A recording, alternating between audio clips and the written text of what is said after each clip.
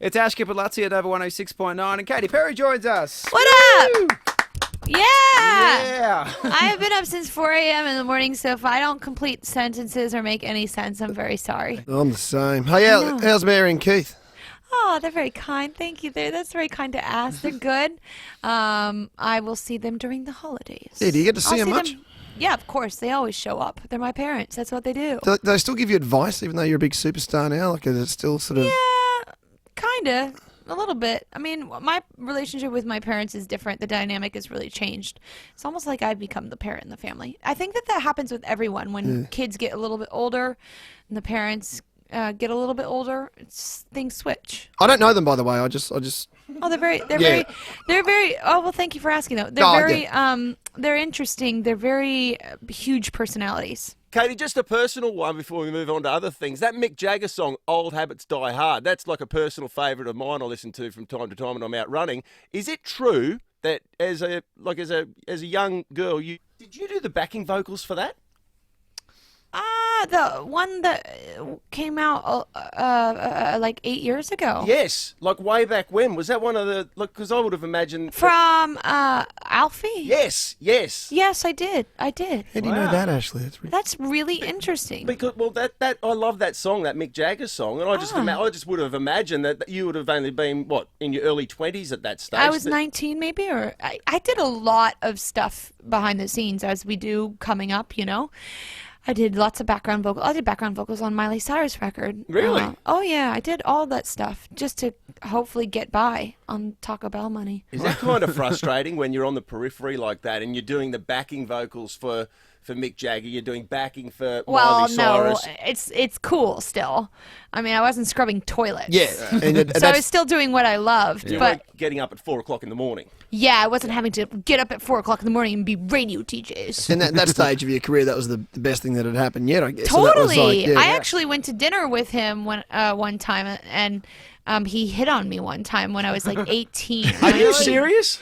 Yeah, but that was a long time ago, and since then he's been very kind, and I got to play Beast of Burden. I got to sing Beast of Burden with him on his stage on their tour, on the Rolling Stone tour. It was a long time ago, but it was still old ass. But how do you turn him down? How do you turn down a legend like Mick Jagger? Well, you bring a friend, and then they do them.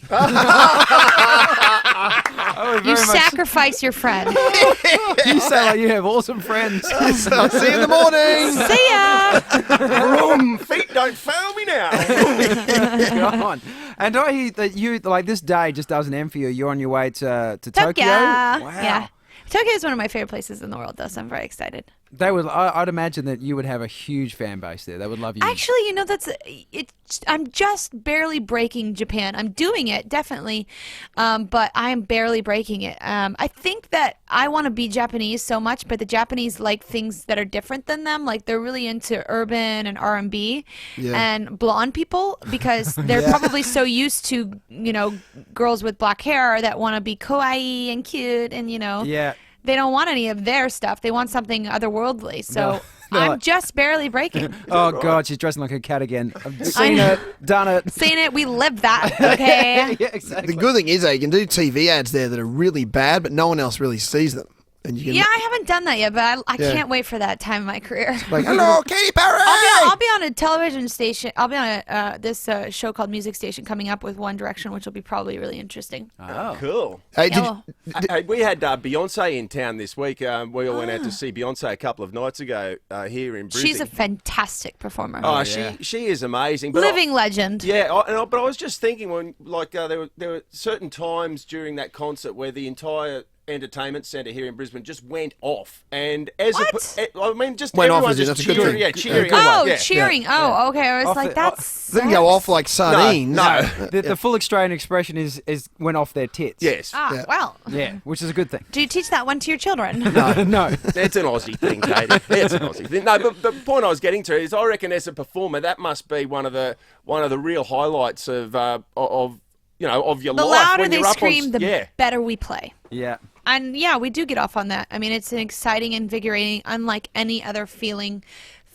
And, you know, sometimes when you are doing a long worldwide tour, it can get monotonous. And the love of the fans is the energy that that helps us get through the show. I can't get over your, like, not just your energy, as a performer's energy. I mean, I was watching you, I think, the other day on one of the morning shows here, and you're on X Factor the other night. But being able to, well, one, you're doing two things at once. You're dancing choreographed moves whilst singing, and they're not very good. I'm not a very good dancer. They're pretty But good. I have to do it because I'm masquerading as a pop star until I become a folk artist. That's exactly right. But how do you not, like, hyperventilate?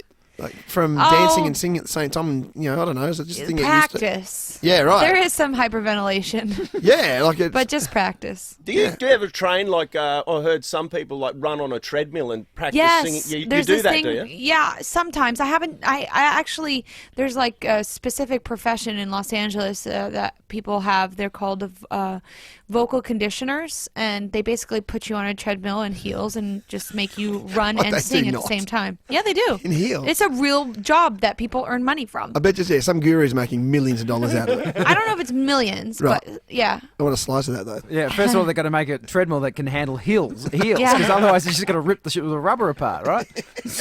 Tear it up. Guys, we're just going to have to wrap it up. Okay, we're getting the wrap up, Katy. Thanks so much for joining us, and we're here that you're coming back for a proper tour real soon. I would never leave you guys out. You guys have been so fantastic to me. Come see Brisbane. You deserve it. Love to have you. My shout. Thanks. Thank you, darling. Thanks, Katy. Thanks, Bye. Katy. See you, Katy. Thank you. Thanks, guys. I love you. I love you. That got weird.